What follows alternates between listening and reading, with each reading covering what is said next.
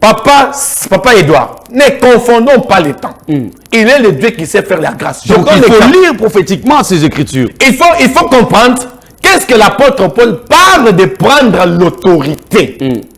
Parce que Dieu est esprit. Mieux vaut que ceux qui l'adorent en esprit et en vérité. L'autorité d'une femme dans la spiritualité diffère de l'autorité d'une femme dans le sens physique. Ici, l'apôtre Paul, par rapport... Ici, si vous lisez ce texte ici, c'est en Éphèse. Il faut comprendre le contexte. Ici, en Éphèse, il y avait un problème. Ces femmes d'Éphèse, papa Edouard, ils n'avaient pas une connaissance. Ces femmes ici, ils n'avaient pas de connaissance exacte sur la personne de Christ.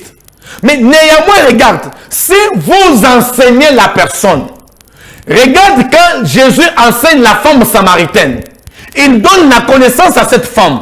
Quand la femme approfondit les enseignements de Jésus, regarde ce qui se passe. La femme apporte la bonne nouvelle dans son village.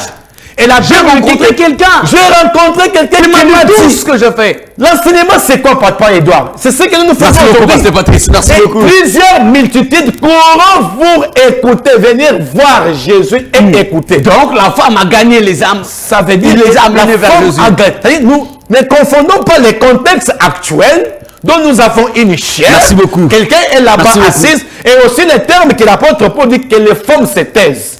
En français, quand on parle de ces termes, ça veut dire qu'il y a un bruit qui est en train de venir, mais qu'on ne connaît même pas la source. Pour votre information, papa Edouard, à l'époque, vous voyez comment les postes le tiennent? Quand vous partez, vous assistez dans l'équipe des postes.